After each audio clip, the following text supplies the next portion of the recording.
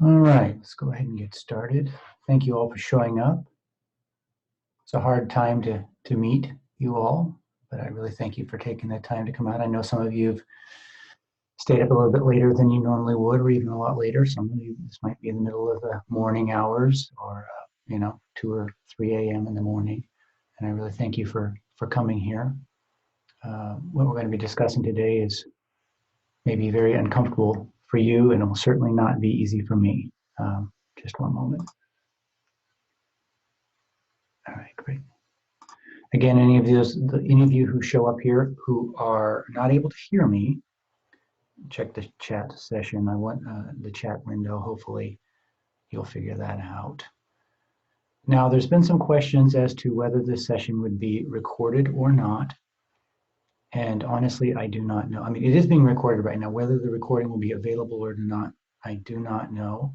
I don't know why it's being recorded right now. There's a lot about this session that I myself do not know.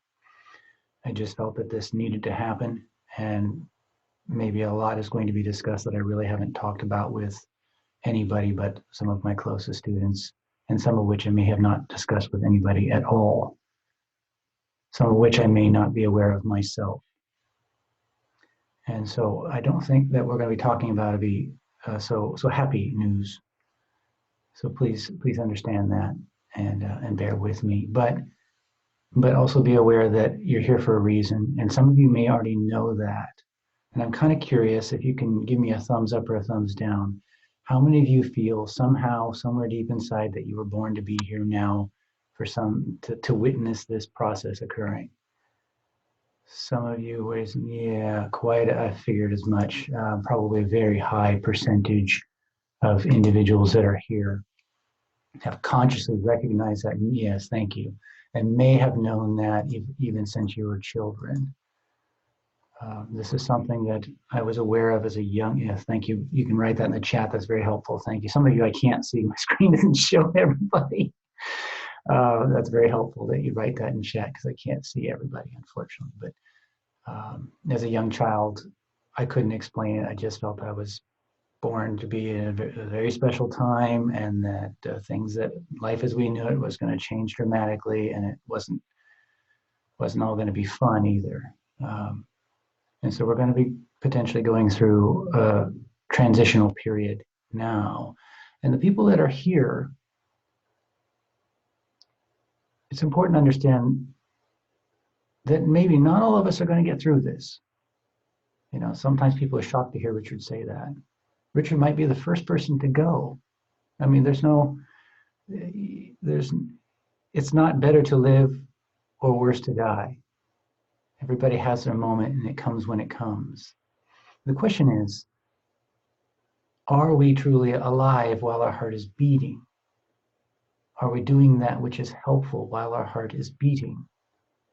And so that's really a large part of what this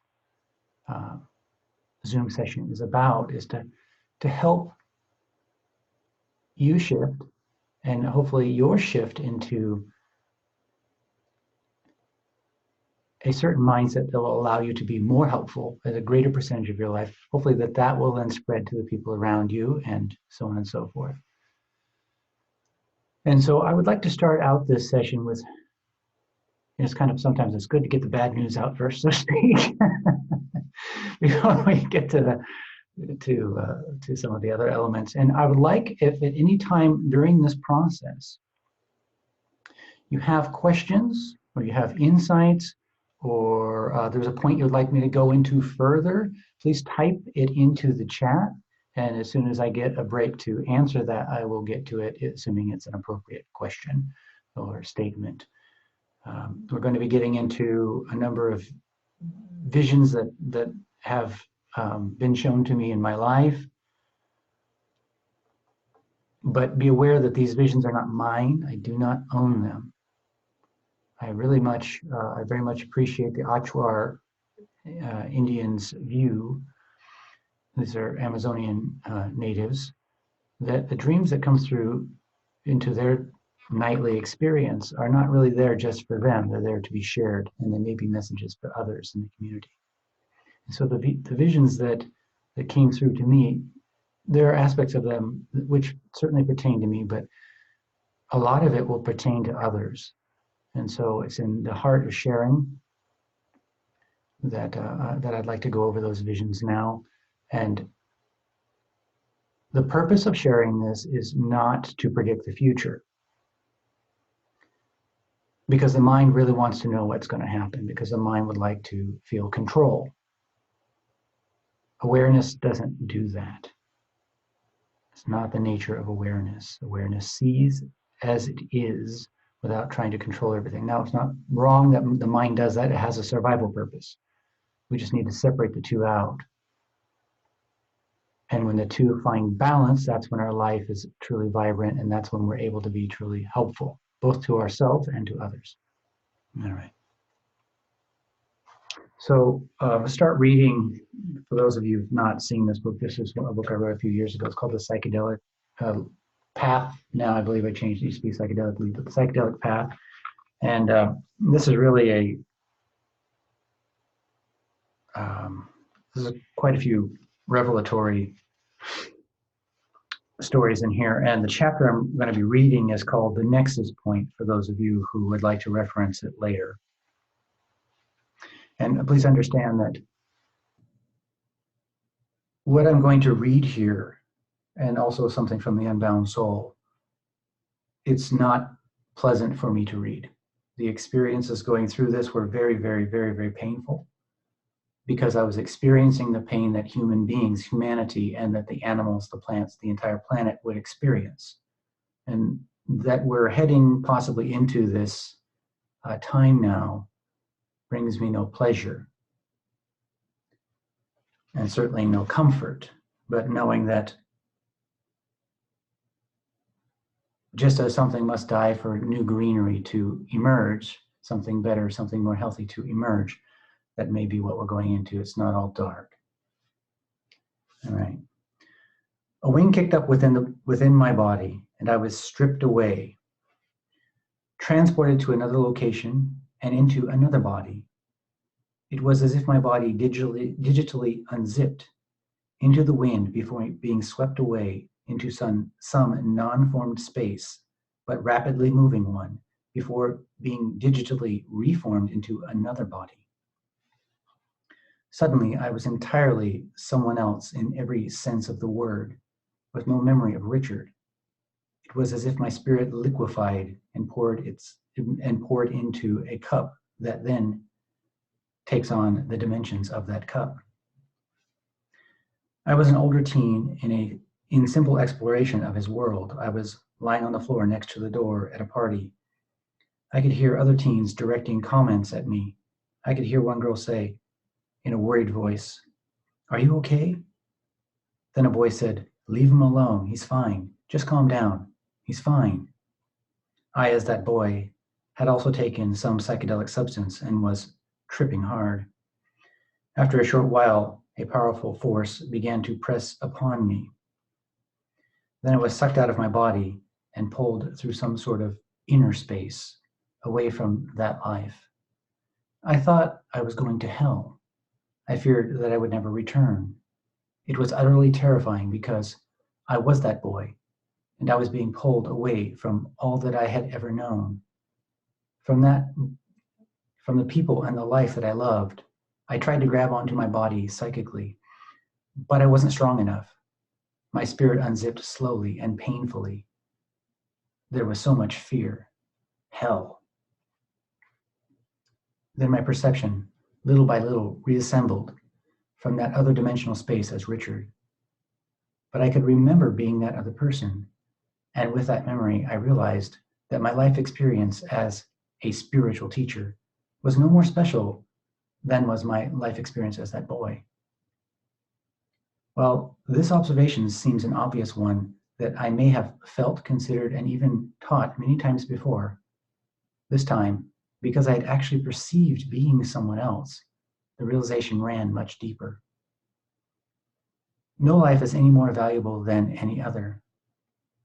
It is all just as it is. A thought arose. Surely there is something special about my life.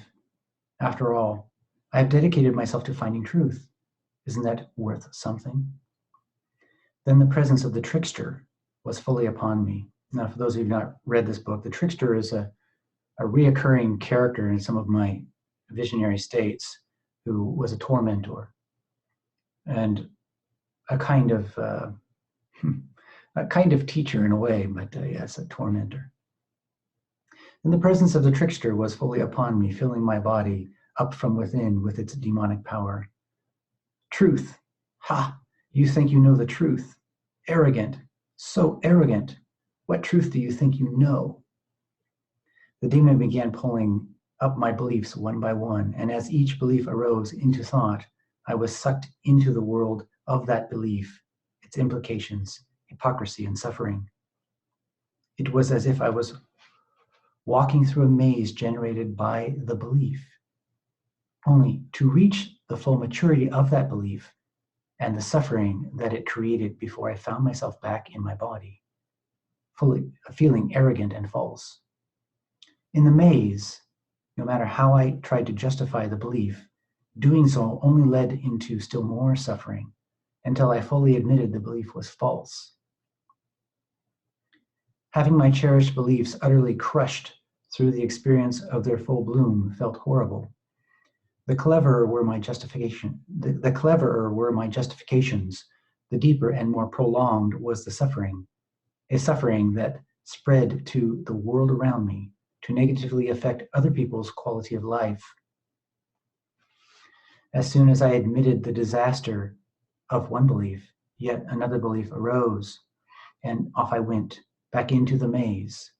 The amount of suffering my beliefs were causing in the world was gut-wrenching, and how foolishly arrogant I was in my attempts to justify those beliefs. I began to repent. It didn't help. Another philosophy, or my truth, arose, and off I went again, and again, and again, and again, forever. All this was good fun for the trickster, who was sure to accuse me with each return from the maze of ego. I realized that any thought I held as truth was just a dream masquerading as truth. Regardless of the apparent virtue of any particular philosophy or ideology, I realized that clinging to any of them led to suffering. I realized that all ideologies are born of fear and the desire to feel in control. Eventually, the pool of beliefs was spent, and I found my perception back in my body. I noticed that it was moving on its own to release the bound-up energy of those beliefs. The body would stretch this way and that. There were powerful adjustments in the ankles, knees, hips, spine, neck, and arms. The release of this bound energy felt wonderful. Once the adjustments were finished, I noticed that my left hand began moving to form a cross just in front of my face. The energy of the cross projected into the core of my brain. As the movement progressed, I felt as if data were downloading into my unconscious to be revealed at a later time.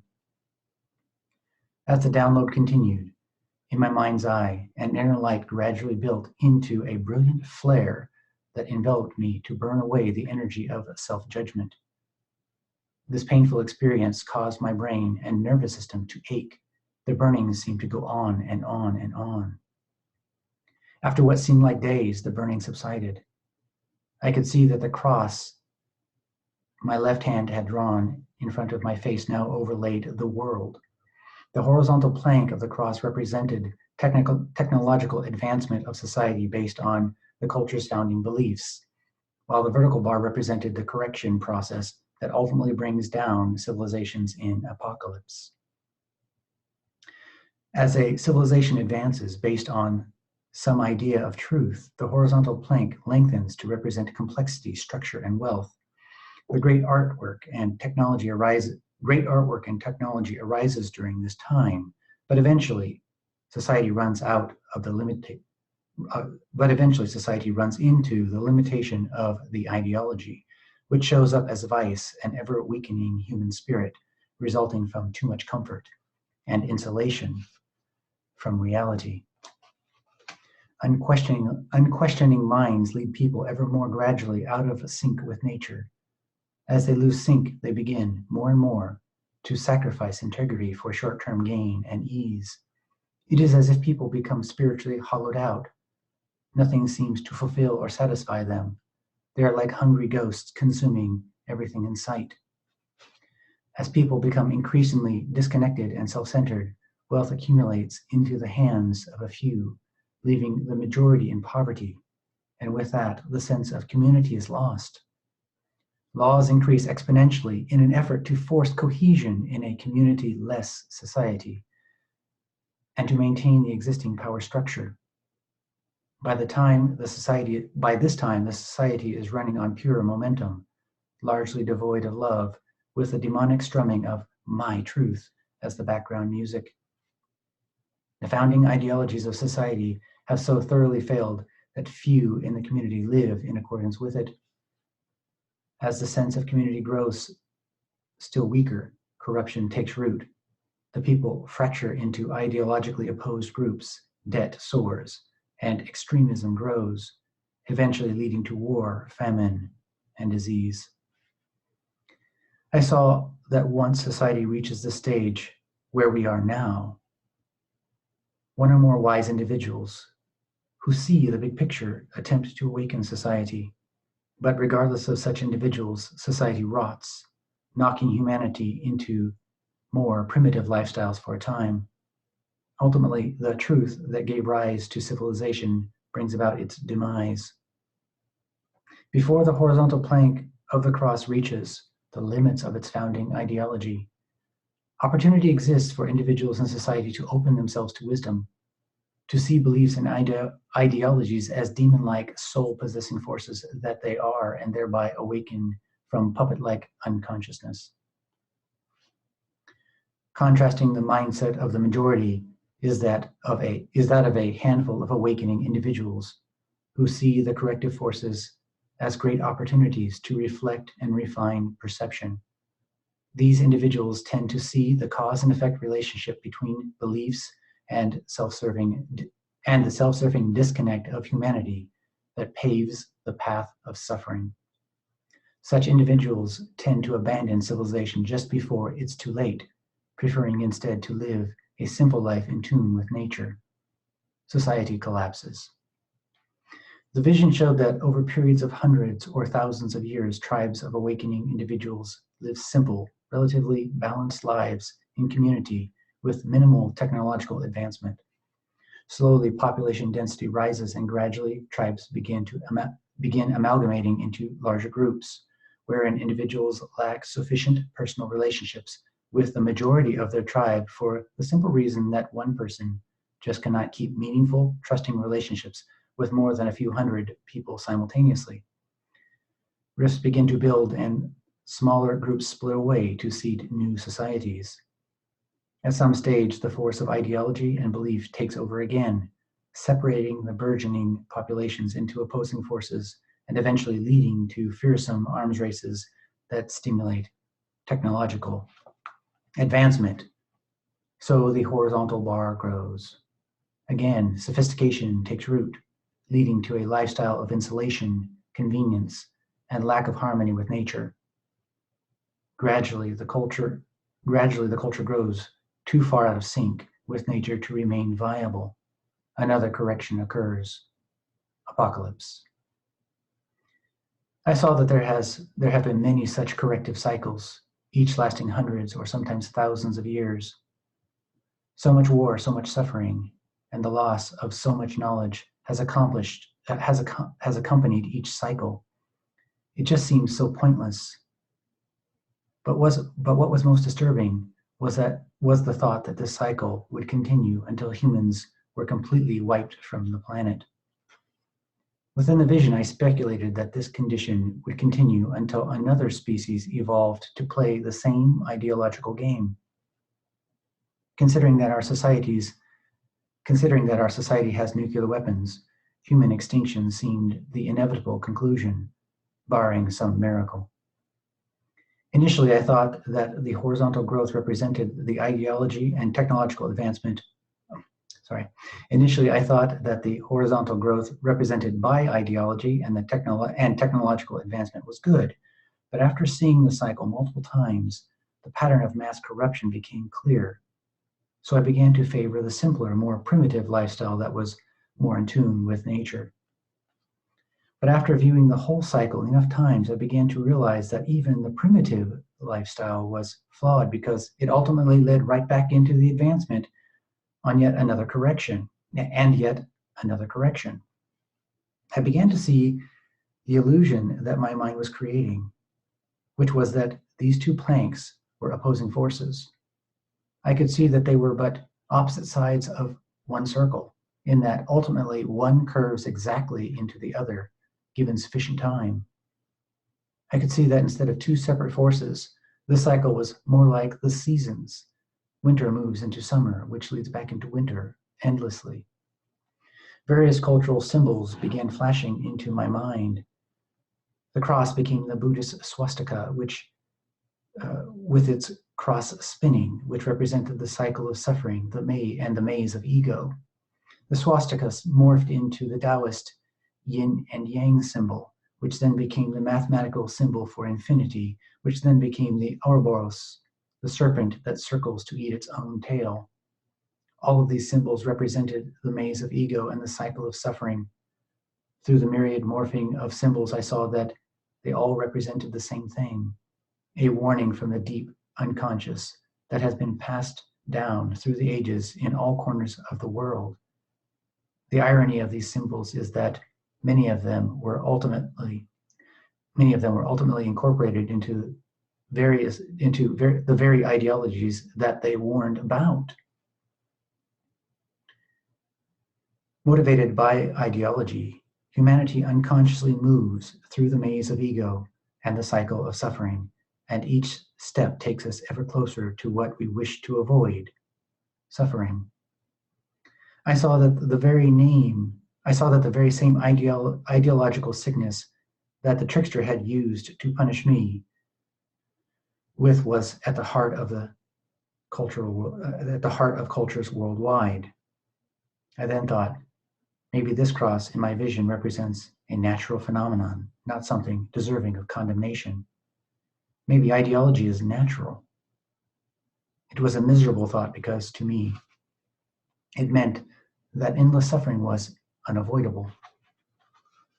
I saw the cycle repeat multiple times, and with each cycle, my hand redrew the cross over my forehead, the tempo of the movement increasing as the vision cycled on, my hand moving ever faster, the manic tempo revealing the inherent insanity of the cycle, so much pain and suffering, so much lost each time. Why is this universe so cruel, I wondered. There has to be a better way, a way that allows for the advancement of society while simultaneously enhancing people's sense of connection with each other and nature, a way that does not lead to corruption, a way that is in perpetual balance with all that is. With that thought, my attention was drawn to the very center of the cross, and as I looked, a light began to grow out of the center point.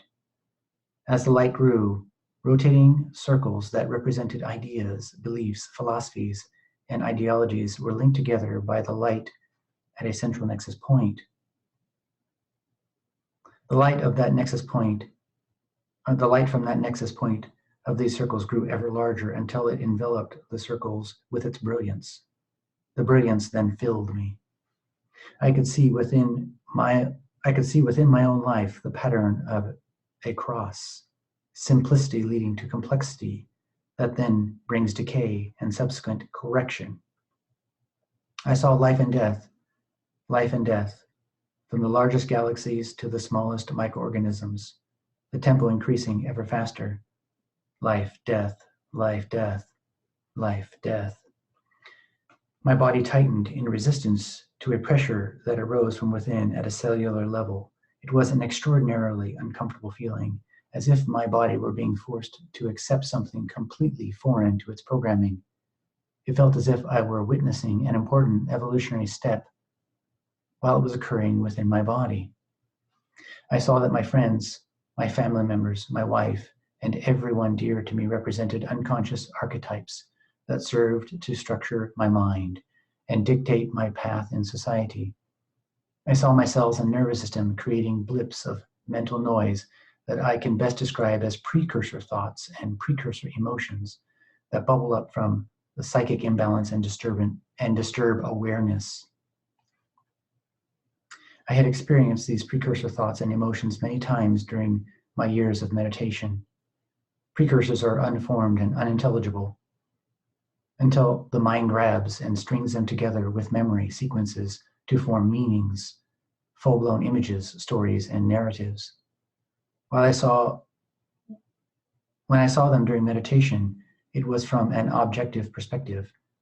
But I realized that during states of lower consciousness, states of self-absorption, these sequences trapped perspective, directing it into unconscious, reactive patterns, the maze of ego, and the cycle of suffering. I realized that the self was just an amalgamation of assumptions, biases, beliefs, associations, and strategies born of these biological precursors that at best help the body survive the experience of life and at worst lead to dysfunction. I understood, with a little insight and honesty, self is not seen as anything other than a tool that lets the body function in the world, like a label on a mailbox that allows for communication between people. When taken beyond function, the self can be likened to a demon that possesses the soul and causes all manner of suffering and dysfunction at every turn. Assumptions about myself began to crumble. I realized that everything I thought myself to be was just a function of memory, and memories are a subjective and unstable record of experience. I was reminded that I had no way to verify my existence. My entire life could be a fragment of imagination. I found it sad to think that I might have never existed. But I was even sadder when I realized that the very same thing could be said of everyone I had ever known or loved. There is simply no way to prove that anything we sense, remember, or value is or ever was real. The entire thing could be an illusion. Even more disheartening was the realization that every choice I had ever made could have simply appeared to be a choice when I made it. But if there was no self, then choice starts to become a bit rabbity holy. Ego wanted to assert that I had chosen my life, that I had decided to do one thing or another. But I could see that before I had consciously chosen anything, there was already a precursor deep down that was in alignment with the choice that I thought I had consciously selected, which indicated that the choice was made before I had even been aware of it. The experience of choosing was only the bubbling up of something that was already decided. What this meant was that I could not honestly take credit for any of the content of my life story. Suddenly, everything that I thought I knew was highly questionable. The effect was horrifying at first. But the more that I saw it, the more I began to relax. And the more I relaxed, the more I realized that not knowing was okay, even healthy, vibrantly healthy. It then became clear to me that the entire experience of life might be a story with no author. If there is no self, then the entire experience is just as it is. No one is in control. Life is like a giant river meandering to the ocean. In such a case, even the realization that life has no author is nothing special, just a part of the flow and something the individual can't rightly take credit for. To say that the self exists is to take a position outside the nexus point, to suffer. But conversely, to say that the self does not exist is also to step out of the nexus point and into suffering. When I understood what this vision was showing me, when society exists at the center, then I understood what this vision was showing me. When society exists at the center point of the cross, then and only then will the cycle of suffering end. Being at the center point is just as important for society as it is for the individual. To exist at the center, or as I saw it, the nexus point amid infinite circles, is to observe both being and non-being with equal attentiveness. appreciating mind and presence equally, valuing both form and being, duality and non-duality, knowledge and innocence. For it is all parts of what for it is all parts of what is, but none of it is true in and of itself. I was reminded of that teenage boy whose body I entered at the beginning of the trip, and I remembered how much he loved his life and how he was clearly having a bad trip. I realized that every life, even without bad trips, has sufficient suffering to feed inner demons. I certainly had plenty of suffering in my life, and that kid whose body I had entered had his. All life has experienced hardship in the process of surviving. So everyone deserves a little respect simply for existing, no matter how disagreeable or silly the person may be. After all, I could find myself in anyone's body, and any of them could be in mine, as the trip had demonstrated. All right. There's a lot there. And I would like this to be interactive, and I don't want to just make this a one-directional thing. So I know that there is so much in that one chapter that it could be digested for lifetimes. But we don't have lifetimes. We have a pretty limited amount of time here. And so I really want to grab what caught your attention and what you were most curious about. And this also relates, of course, hopefully you guys can see how our world situation mirrors so much of what's described in that chapter. The incredible disconnect from nature. And this is not just at a societal point. Our leaders were completely caught blinded by this situation, which was very foreseeable. And this is a worldwide phenomenon. Our businesses have exported manufacturing. Everything that we've done has led to an instability in society, even though governments were warned not to do it.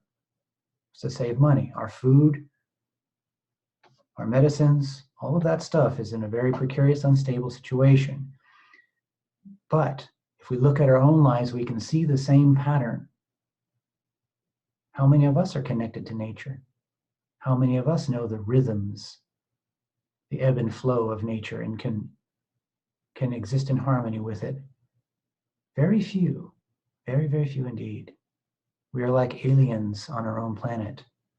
And when a situation like this occurs, suddenly we are like deer in the headlights. We know we can't survive without Uncle Sam to save us. And this is a problem because it means we are disconnected. We are like children. We're like children. And awakening is not like that. Awakening is a maturation, a facing of responsibility through innocence. So it has a childlike aspect, but it's a nexus point between innocence and authority. Right. All right, let's see what we got as far as questions goes.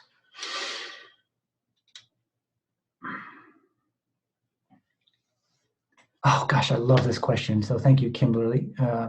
Kimberly Dela Cruz Odom. I got that right. Let's see. So she says, how do we support our society stay in the nexus? And that is the question. That is the question. And this, of course, is a question that we can only answer when we're aware to ask the question. And so we just look at the universe as a stream unfolding. And this question is emerging from somewhere within inside. We're not really even choosing this question, maybe. That's a possibility.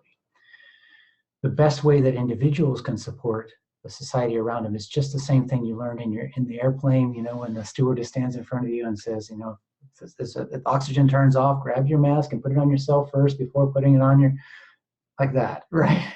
You need to start to stabilize your life. And this means on all levels.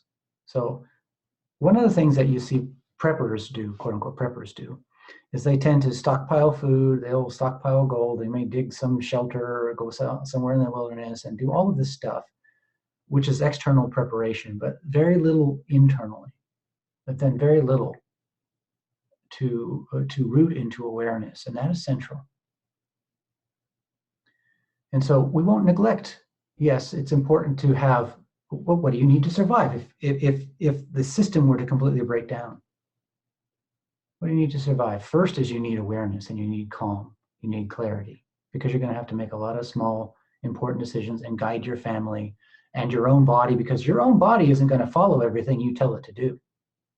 If you think otherwise, you're fooling yourself. All you have to do is look at your life and see the many times you've set a goal and didn't follow through. And most of us are like that, right? And so that's part of the reality, is we start to notice the lack of leadership within our own body, the lack of clarity, and start to exercise that more and more. At the same time, strengthen the body and mind. It doesn't matter what age you are. See, so a lot of people think, well, I'm not 30 years old, I'm not 25 years old, I'm not a young woman, a young man. You can always do something helpful. If that means exercising is just lifting your thumb, lift your thumb. See, most of us, we have some image that we start pumping weights or jogging and running miles and running marathons and all of that. Do what is helpful. That's the first rule. The first rule of awakening is do that which is helpful. Do less of that which is unhelpful. You follow that pattern, can't go wrong. Now the question is, helpful according to whose definition? Your own. Nobody can tell you how to live your life. Your own. So if you get that right, now there starts to be an alignment between the body and the mind. Kind of teamwork. The body will start to support intention. And in fact, the body will feed wisdom. And it'll just very strangely, you'll start to know things. I can't explain it. I don't know if there's any explanation for it, but the subconscious and conscious mind, there starts to be a bridge between the two, for lack of a better term. A two-way communication. You can ask the question and the body will give you the answer. This happens more and more, and this communication will start to happen with nature around us as well. We need food, what's edible, and suddenly a plant's calling out to you. I can't explain it. I don't think of myself as psychic. I don't think it's that. I think it's human instinct, actually. I do. I think it's human instinct. I think our genetics understands what's edible and what's poisonous and so on and so forth. That would be my guess. Don't know about that though. So really, we want to start looking at bringing our bodies, our minds towards greater health, and also be aware of what is necessary to survive. If you're going to stockpile food, for example, if you were going to do that. Now this happened to Richard in Japan, 2011, March 11th, 2011. Yeah, that's what it was. The big earthquake. Richard had a premonition that something was coming about a month before. And he needed to have a go bag, a bag that he could just pick up and go, water purifier, matches, knife, some warm clothes, and maybe some, power bars or whatever that would just give you some calories in the last minute, so that I could leave the house with my wife at any moment. And then we went out and bought about a year's supply worth of food, but that wasn't for us. That was for the entire neighborhood. So in the event that they panicked, we could say, hey, come on over. We got some rice for you. If you are stable, it helps the people around you to be stable. The fewer individuals in society who are stable, the more people are going to panic. So you look at a big city, for example, high-rise building. Electricity goes out. No water. Lots of heat, because that's going to get really hot in there. Right? You can't stay in there. You will have to leave. But there's going to be no food because the refrigerator and freezer aren't going to work. Right? So these are hard things to say. And a lot of us aren't ready for this. Let's be honest. I'm saying these things now because we have a gap of time where we can really start thinking. And I'm not giving you any plan of what you ought to do. This is up to you, through your own body, through your own experience, what you need to do. But cities are going to be a terrible place if this goes down. And that doesn't mean some of you don't need to serve in cities. You see, this isn't a template. Some of us, at inner knowing will be to remain in the city, to be of service to the area around us. We may not survive. That may just be what we need to do, right? Nobody gets out of life alive. The body will pass on. The question is, are we listening to the soul, for lack of a better term, that deeper understanding, the being within, and are we allowing ourselves to be where where that's guiding us? Is there that inner alignment?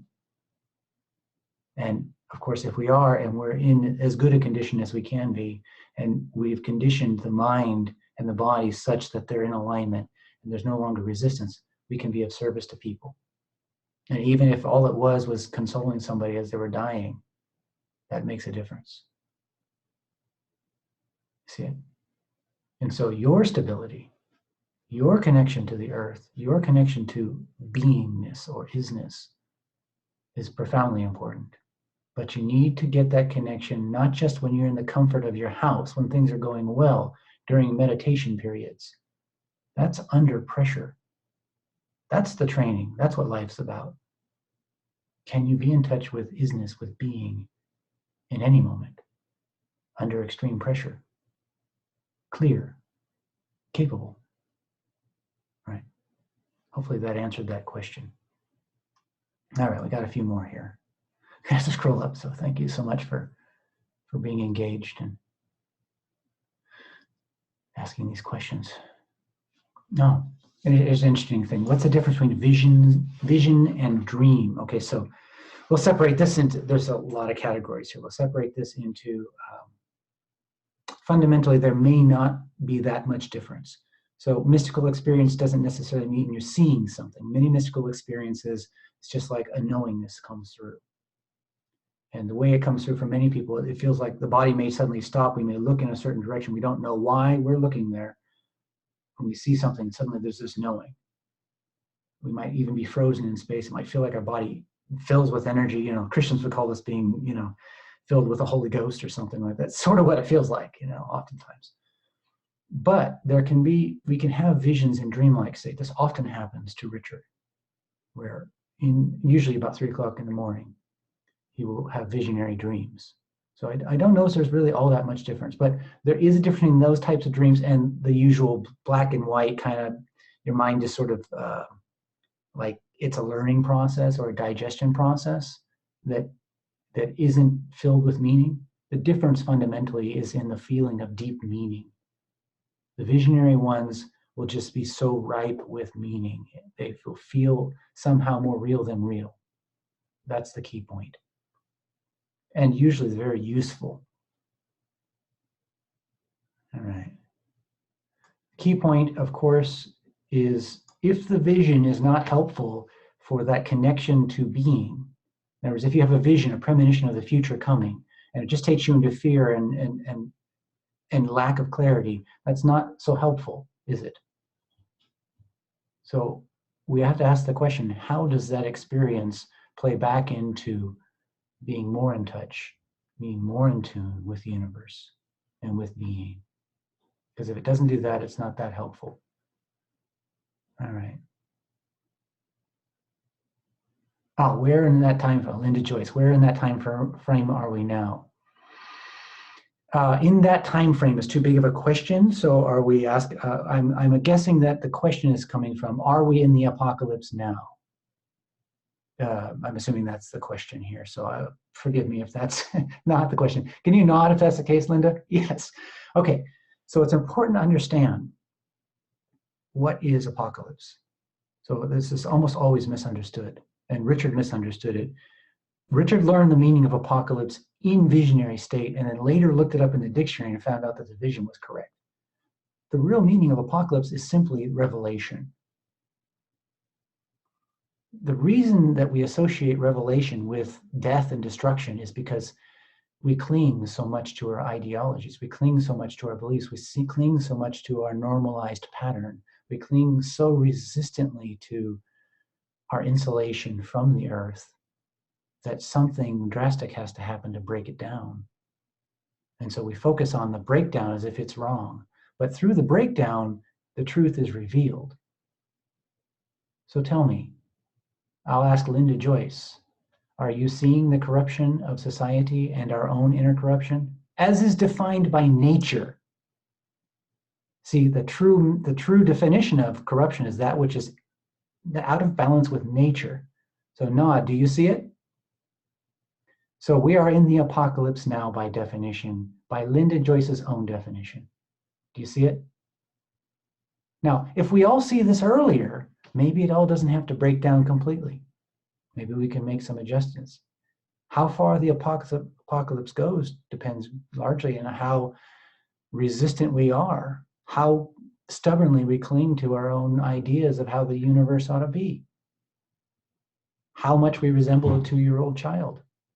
And this is not a judgment. Richard spent most of his life like a 2-year-old child. Pay attention to your prayers. We have a prayer tonight. We have a prayer session tonight. I don't know what it's called. I wonder if someone could write it in the message session. It's like a world kind of gathering to pray to end the coronavirus.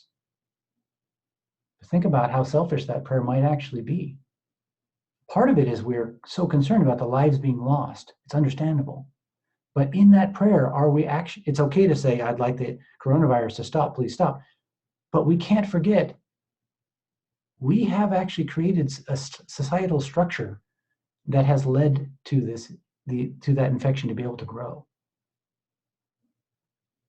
Our own false ideas, our own false way of life has led us to be extremely vulnerable.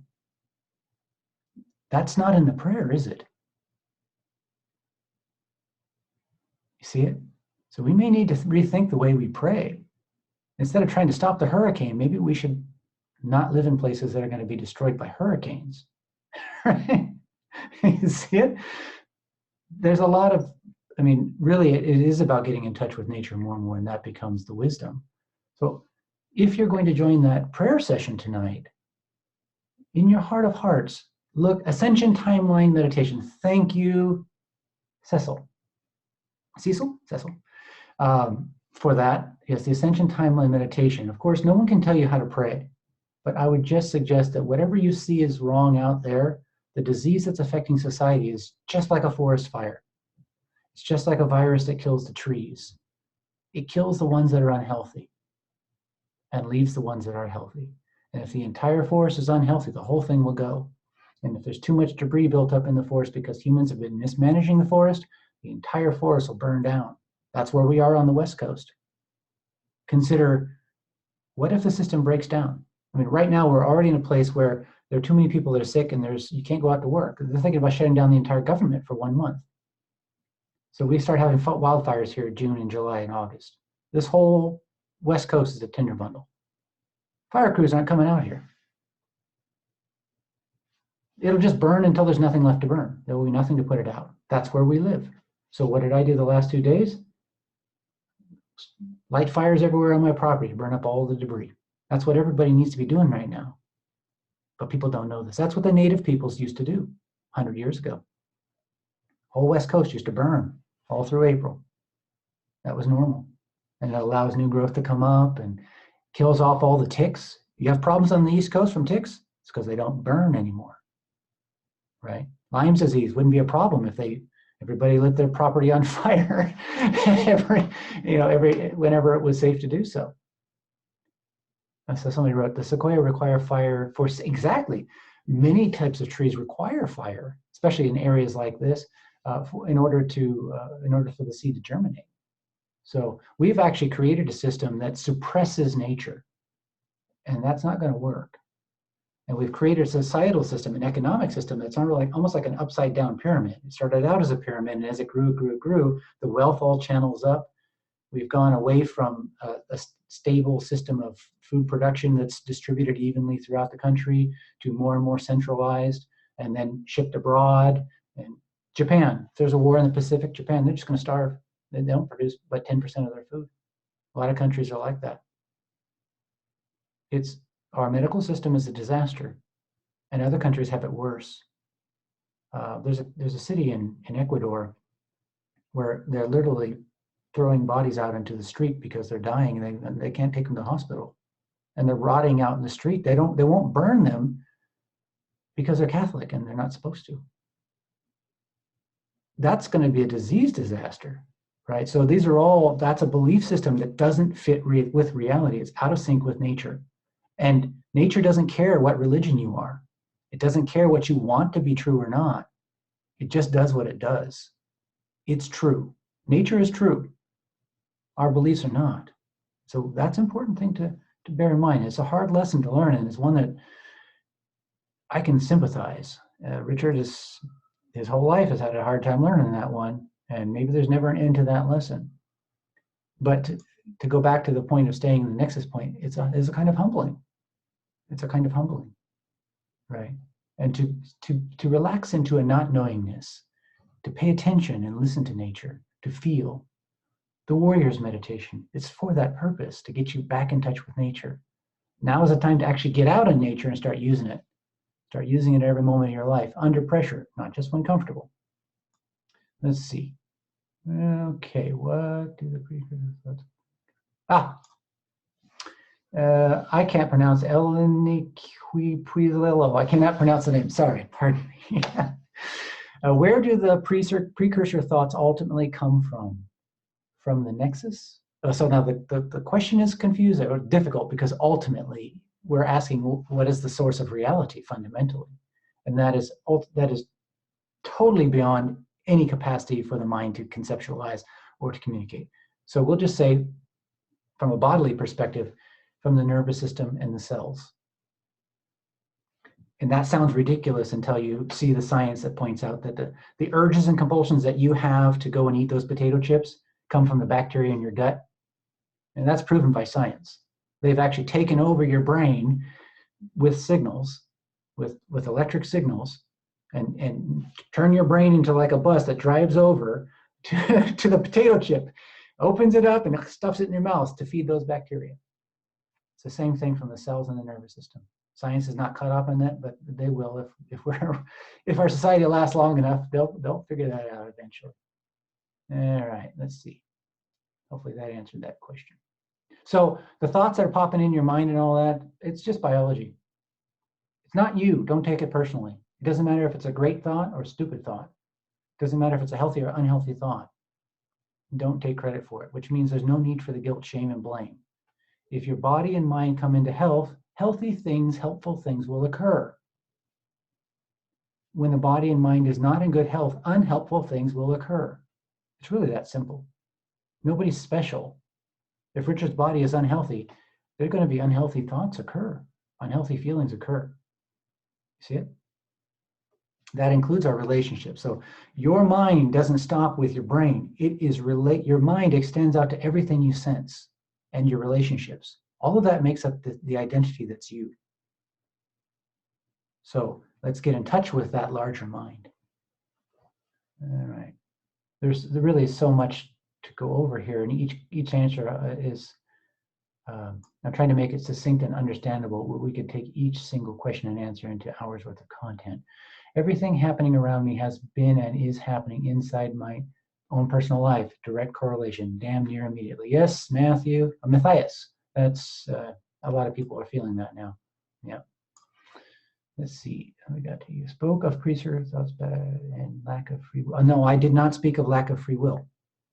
That is the interpretation. That is what the mind will, never did I say there's no free will, but the mind will interpret it that way. So what Richard said is he could not find free will. He could not find that he made a choice. And so there's this debate. Let me read the whole question first. You spoke of precursor thoughts and lack of free will, and see that as describing the cyclical nature of our existence, we have been here before and follow that pattern. Decisions have already pre-existed this current reality. I feel no sense of despair. So that's a challenge. This is something that Richard, that wasn't a question, it was a statement, that I feel no sense of despair. The question is, when your baby is starving, will you still feel that way? Are you going to tell your child who's starving, don't worry, this is all meant to be? Would that be helpful? You see it? That thinking falls apart. It falls apart because it's unhelpful.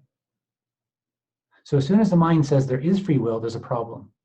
As soon as the mind says there is not free will, there's a problem. Because both are assuming that we understand the nature of the universe, that we understand isness. We can't even understand our own bodies.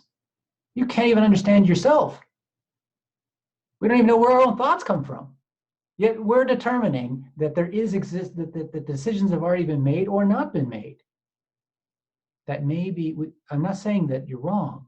I'm just saying that may be a belief system that somewhere emotionally we're clinging to because it gives us a sense of security and insulation. And what I would say is that it has moments where that can become a trap. Right. When other people are suffering, it's unhelpful to have that thought. Right. It'll fall apart.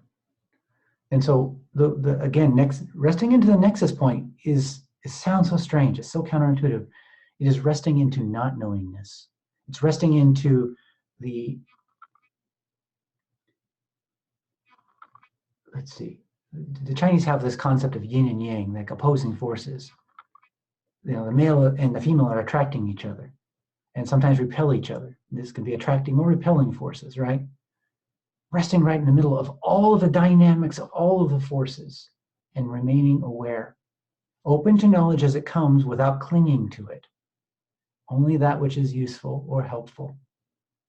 And then go back to clarity. Don't hold on to that idea when it sticks or when it comes, right? That means it may seem like, from a certain perspective of conscious awareness, it may seem like I have choice. And from yet another place in conscious awareness, a different part of the brain, there will be the realization there is no choice, which is true. I would suggest that both are and are not true simultaneously. It'd be better to look at things almost as if they're just, like quantum physics describes, potentials that manifest simultaneously.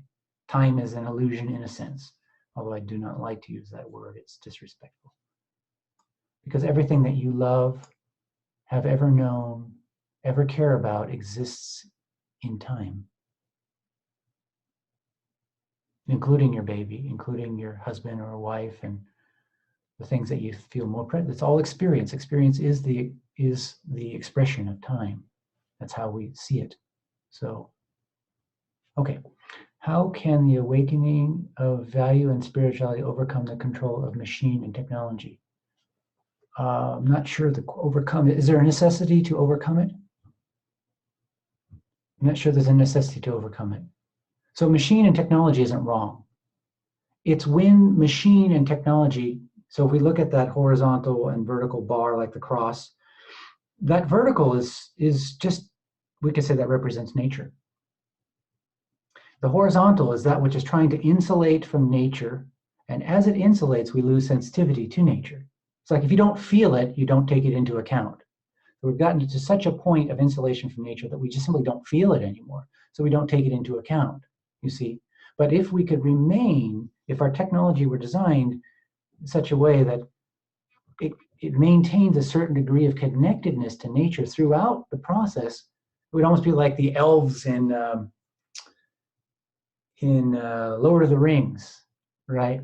And they have these houses in the trees, and they have all this great stuff, but they've actually contoured their life and their technology to fit and flow with nature, and so that they're not insensitive to nature anymore. In such case, technology could advance, but it would probably be a very different kind of technology.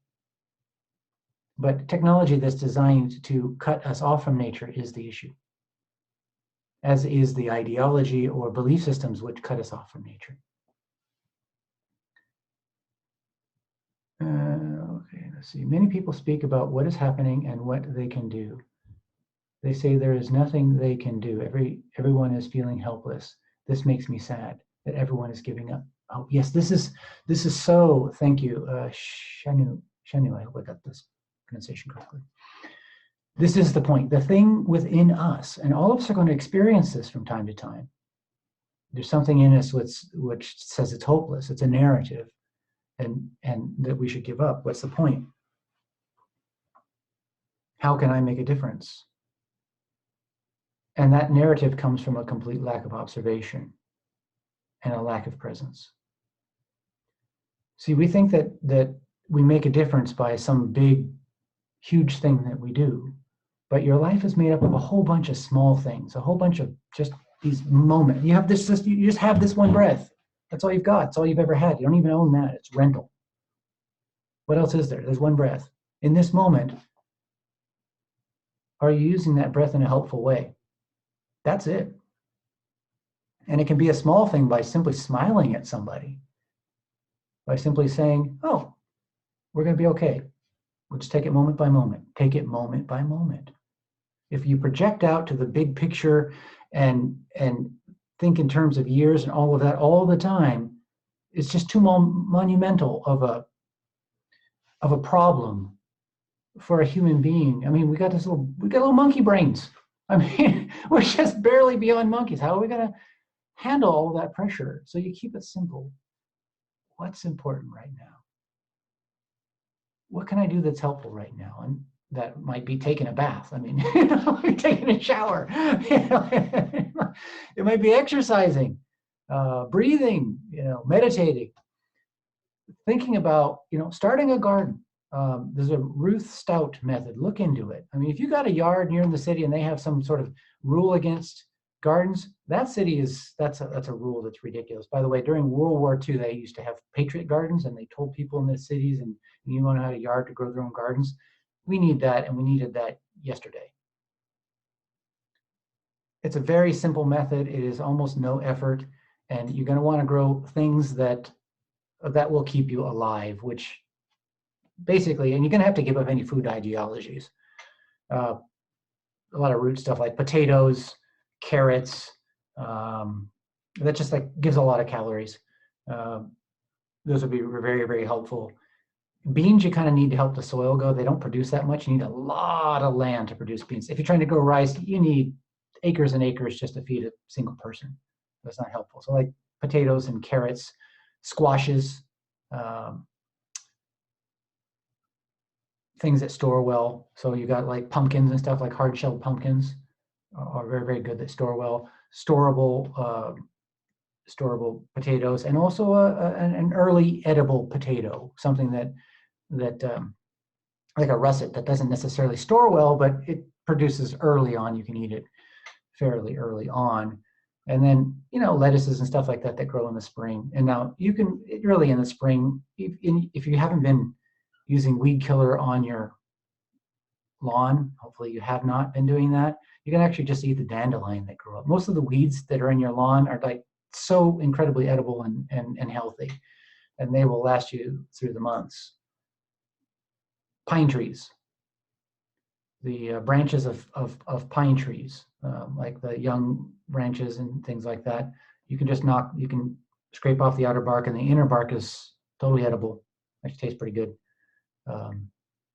A number of other trees, you might look into that. So those are some things that you could do right now that'd be very, very, very, very helpful.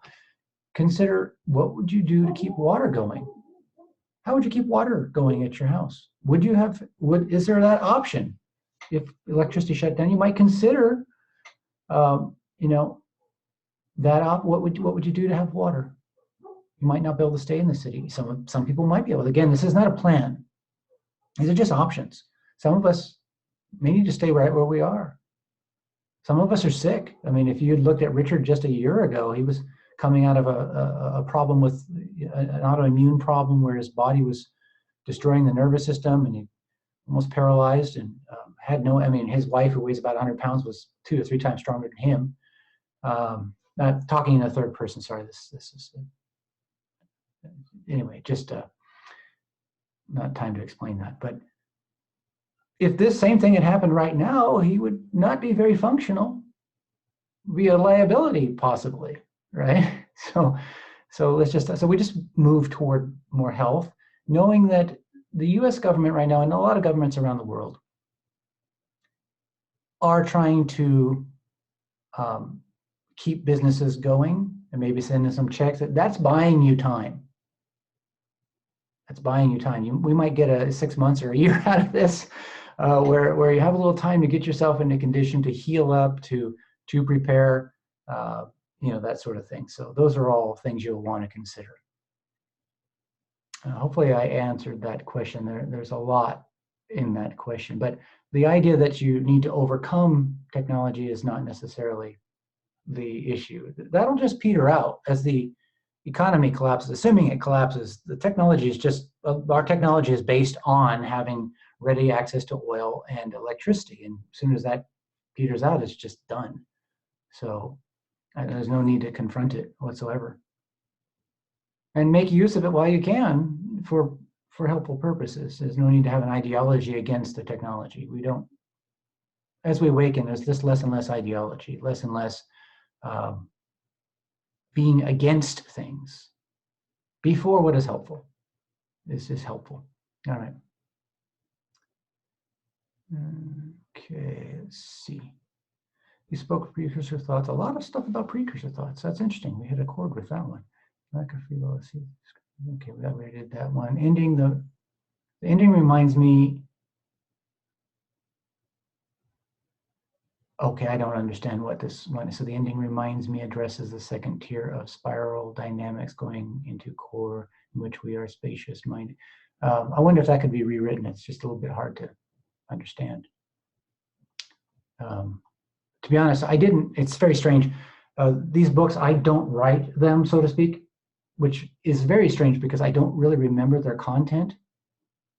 It's a very odd. If you ask me, very specific, I could probably get to a principal thing, but I don't even remember how I ended that chapter, quote unquote, because I'm not sure I ended it. All right, the Sequoia request. Okay, that's good. Nature is the great equalizer, nothing personal. Yeah. Shanu, yes, nature is the great equalizer, nothing personal. Humans. That's so true. Geez. Now here's a thought that may be helpful. A number of occasions this has happened to Richard. The first time it happened was very, very similar to the story in the psychedelic path where he entered into another person. The first time it happened was with his meditation teacher, who said, you know, sometimes in meditation you could just you know, intend to be your dog or whatever, and suddenly you'll be your dog. It's like you'll just be your dog, and you'll have your dog's experience for a little time or whatever. I thought, that must be really difficult, you know. I can do that. I mentioned it to him. He says, "Oh, sure, you could. It's don't even think about it, you know. No problem." And so after the meditation session, I just literally looked at my dog Layla, and just instantly, I had a profound experience of what it was like to be the dog, and it was utterly hilarious. This dog is just.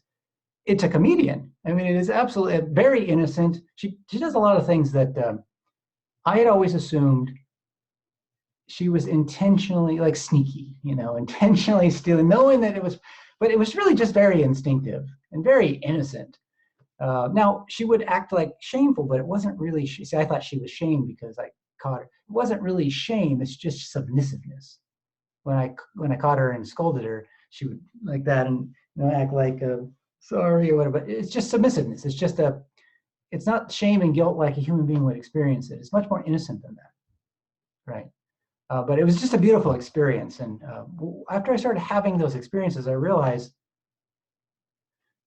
the fundamental thing that's within you, that's beyond personality, the thing that's looking out your eyes, so to speak, is the very same thing that's in the gopher. It's in the snake. It's in the tree. When you cut down a tree, you're cutting yourself. It's really that simple. When a dog suffers, you're suffering. It's you that's dying there. It's you that's starving.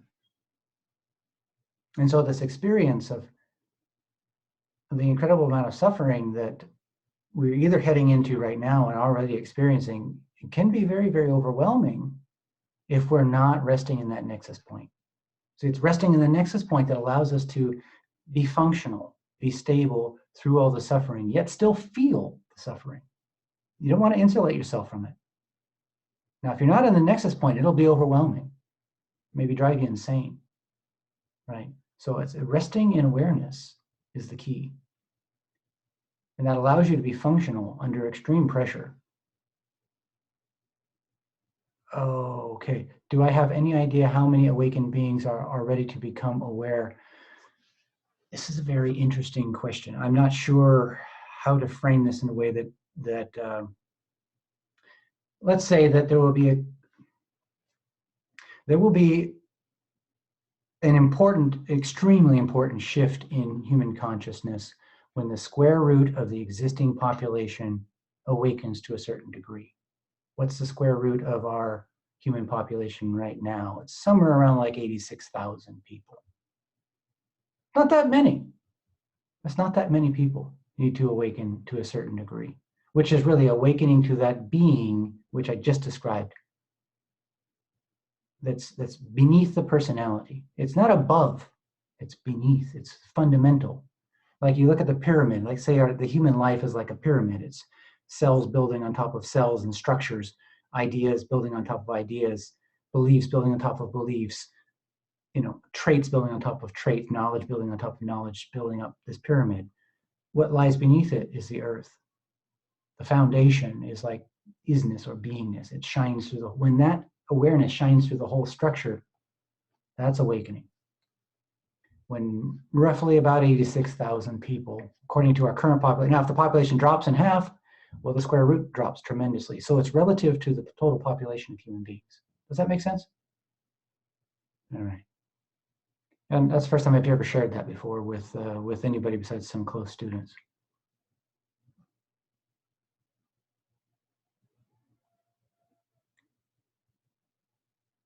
By the way, how many awakened beings there are right now, I have no idea. I didn't really answer that question. Resting in the in-between of all that is. Yes, that's right. Resting in the in-between of all that is. And also then expressing from that place into the world. Yeah. The first step is resting in it. Sort of bathing in it and allowing it to fill your body and mind. Name of person for gardening. Yes, it's Ruth Stout method. The Ruth Stout method. Very helpful. So it's a very simple method. It works well with like tuberous type plants and things that grow up. It wouldn't work well with carrots. So for carrots, you would use I think it's called Hugel farming. It's afterwards, I'll put some links on my website for both of these methods, so that would be helpful. Yeah, Ruth Stout, thank you. Yes. Does anybody have the spelling for the Hugel farming? It's like a Norwegian farming, or it's like, you could write that in. I've never actually written it before, so I don't know how it's spelled. But basically, you just take rotting wood and you put it in the ground, dig a hole, put it in the ground, and then cover it up with the dirt. And the rotting wood it holds the moisture, so you don't have to water it, right? The Ruth Stout method and the Hugel method, basically, you just put it out there and then let nature do its thing. It provides all the nutrient, holds the moisture. You don't even have to water it. As long as you had it out in spring so it got moist. Carrots will go well there. Wow. Storage. As far as storage goes, you do want to have basically a hole in the ground with a couple of feet of dirt on top of it, and that'll keep it cool. And the earth is a really good insulator. So if you look at what the Native Americans did, they quite literally just dug a hole in the ground, and then they put sticks around it for the wall. And so maybe it depends how much food you're going to store, but how big you're going to make it. And then they would put some branches across the top of it and cover it over with dirt and that kind of thing, and just let it be until they needed it. And then pull it. It's a very simple method, but it works. Looks like we're out of questions. No Dig Gardening by Charles Dowding is another easy way. This is probably the Ruth Stout method. So Charles Dowding maybe have a book that's talking about the no dig. So the Ruth Stout method is a no dig farming. Maybe about 100 years ago that started.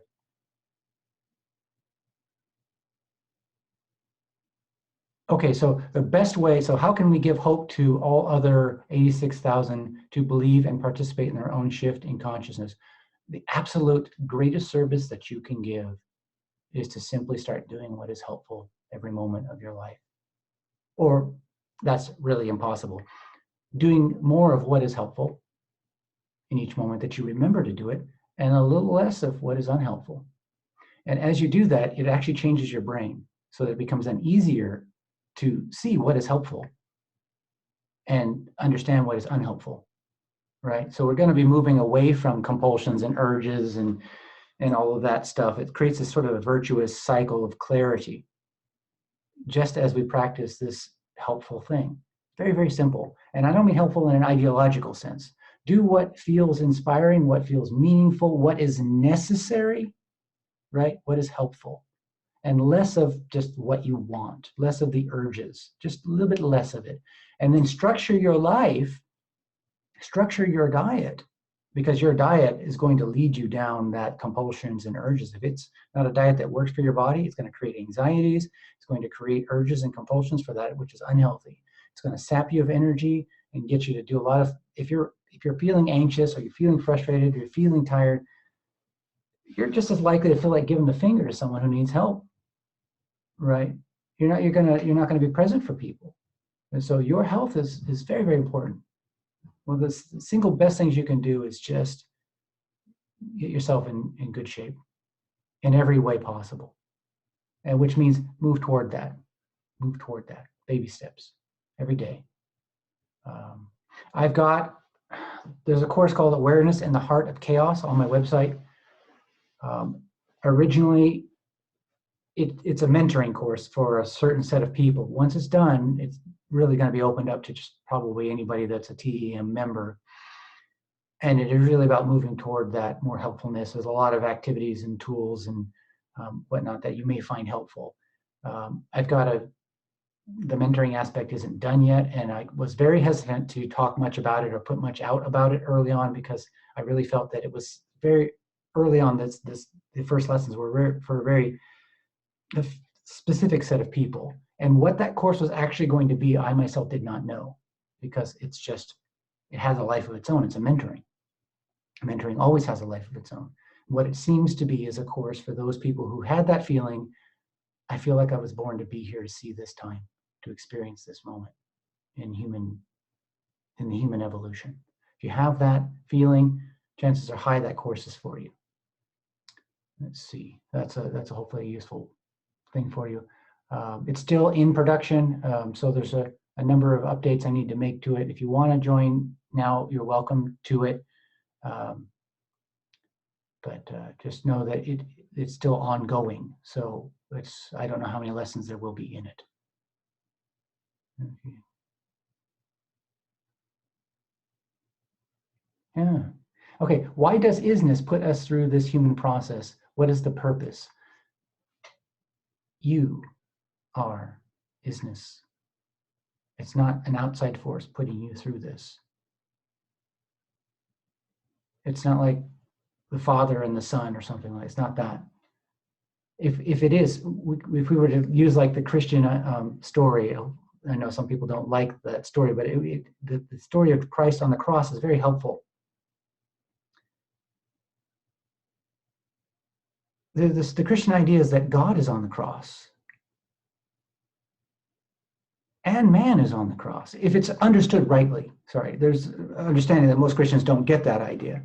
But from a mysticism point of view, it is both man and God on the cross, because man is the physical expression of God, as is the earth, as is everything. The suffering is the suffering of isness.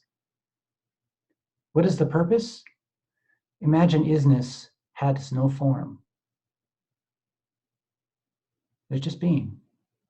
That's one potential. I've experienced that potential. It's beautiful. But isness also has the capacity, the potential for mind, which is by definition. It is form.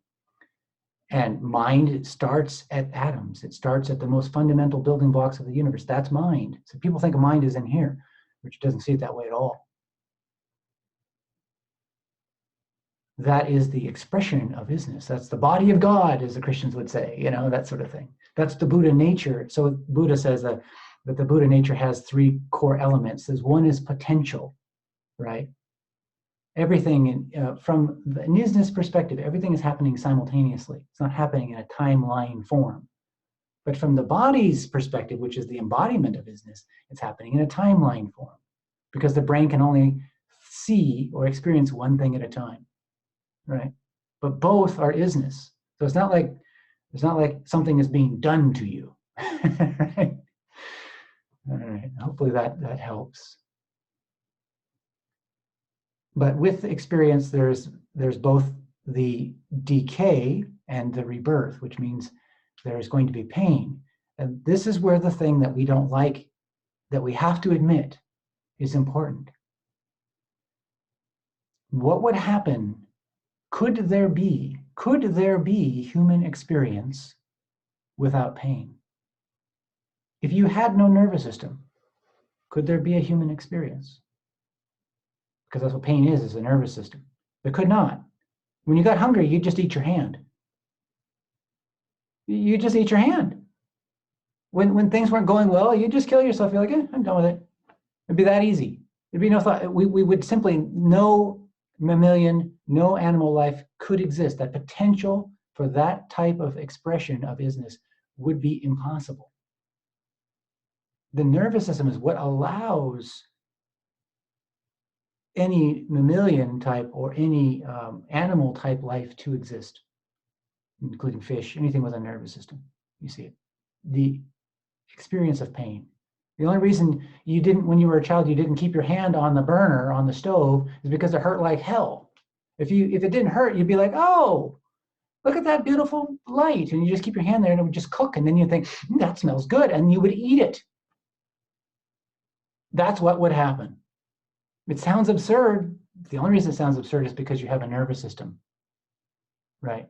So understand that there's nothing about the human body that isn't tuned to the continuation of and the advancement of experience. Nothing about any body that isn't that. But experience is like water. It can flow from one body to another. When this body dissipates, it rebirths into a new form. It's not right or wrong, it just is. Hopefully that helps. All right, that looks like the last of the questions. We've got a few more minutes. If there's nothing else, I'll sign off. Otherwise, well, so we have something here. We are not human beings. We are not human beings being spiritual. We are spiritual beings being human. You know, the strange thing is that assumes you understand what being spiritual is. That statement. In any case, we are. And the we that we are has the experience of the body and transcends the experience of the body. Which came first? I don't think that's like sort of the which came first, the chicken or the egg. Both simultaneously. There is the disembodied isness aspect and there's the embodied aspect. And to say that one is spiritual and the other is not to be in the nexus point. Everything is spiritual. The body is also spiritual. It's also isness. So we don't look at the body as being less than a spirit having a human experience or a human experience having a spiritual experience. Depending on how we look at it, it can lead us away from the nexus point. Depending on how we look at that same statement, it might keep us in the nexus point, individual by individual. Okay, what is the best way to stay in the nexus point and not try to figure out what may happen in the future? First point is the ability to figure out what may happen in the future is the only thing that allows human beings to continue living. That's like we don't have teeth and claws and fur. Well, we do, but they're pretty darn weak. Right? We're not going to go very far on our teeth, claws, and fur. A dog doesn't have to think about the future. Now, incidentally, squirrels do. I mean, like, you think about squirrels, they actually pack up, they prepare for the winter. So it's not, animals do actually prepare. They do have some idea of the future, but it's pretty limited. Human beings, our primary tool set is the ability to project into the future. I know a lot of spiritual teachers say that that's wrong. I call bullshit. It's not that the ability to project into the future is wrong. It's the addiction that is the problem. That's not a problem. That just causes a lot of discomfort. So if you want to be in that addictive pattern, if you would like to experience that discomfort, knock yourself out, do it more, no problem. I mean, you don't get any extra credit spiritual points for awakening. You cannot become any more spiritual than you already are, than you ever have been. There's nothing you could do that would make you any less spiritual or any more spiritual than you already are. The question is, how much do you want to suffer?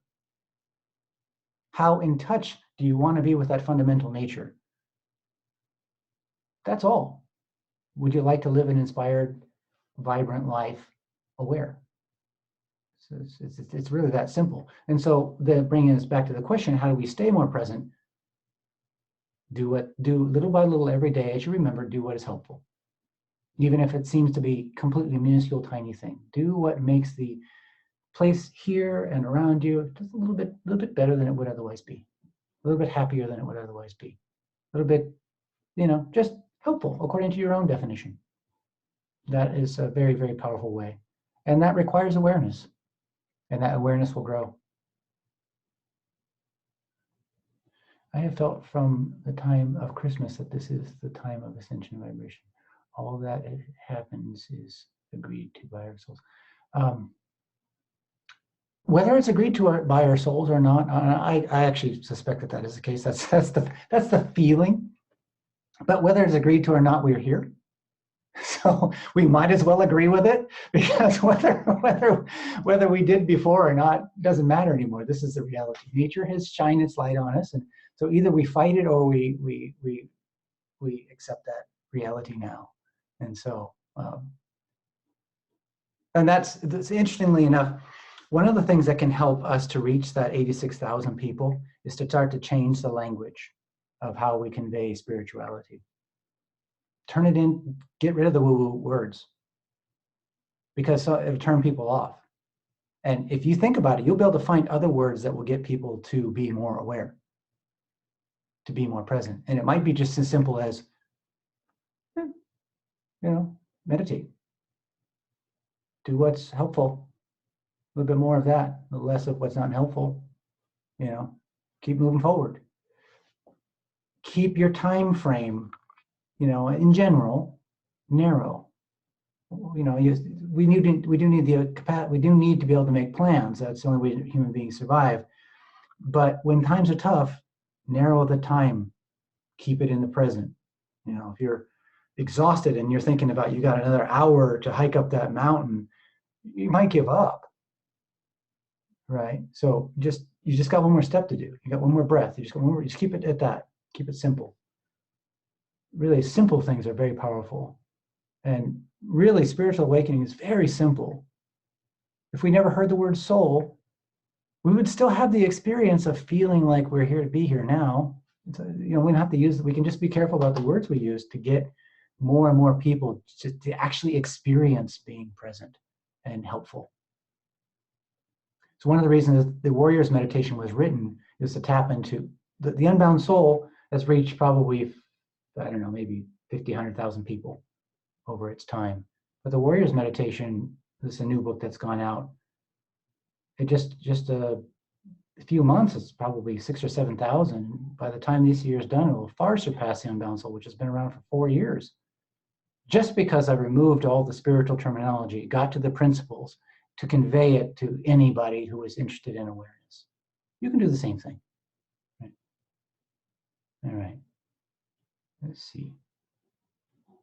Yes, it's only through challenge that we discover our full potential, because we have to act and hopefully not react to the situation.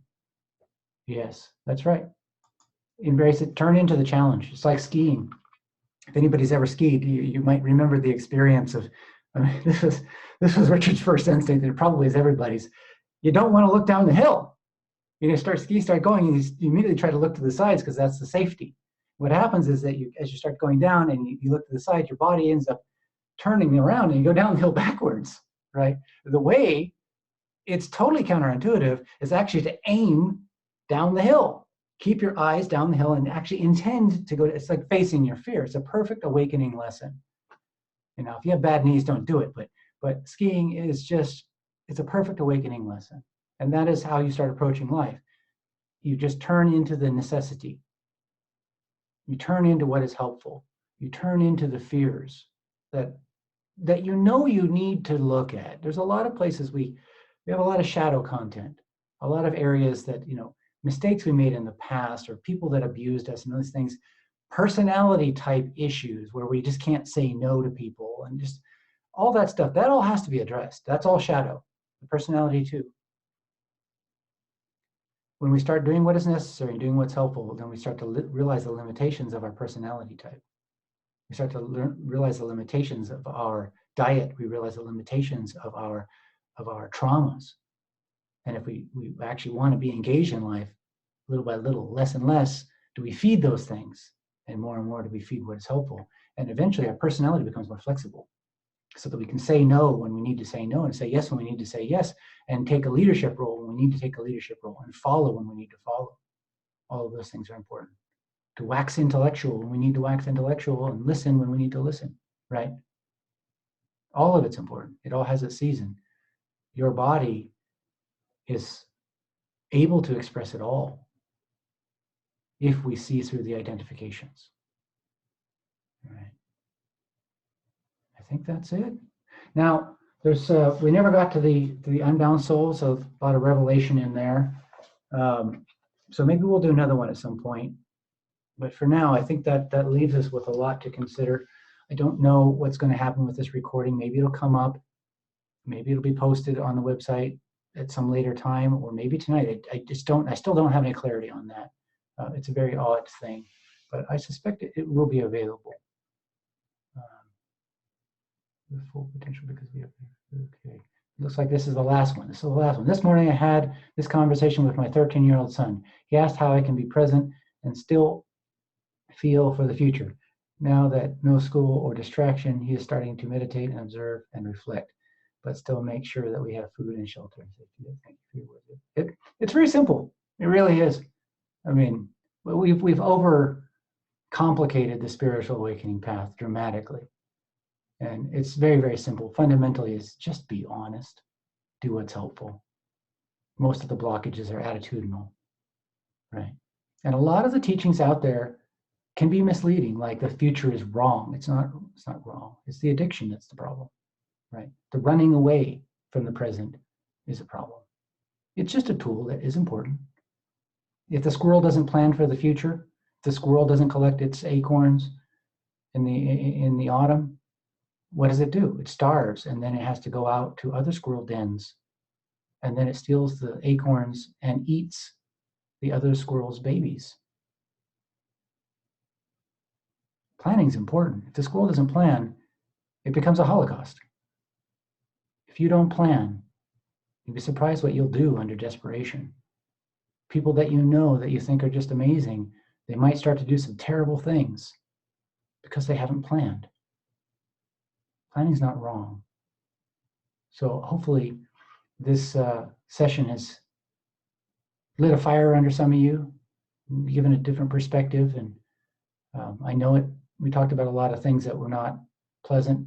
For Richard, even reading that it's very painful because he feels very strongly, very powerfully. But feeling is also not wrong. Awakening doesn't mean you don't feel. It's another illusion, another misteaching. It means that you feel more, but within balance. All right, with that, have a wonderful day.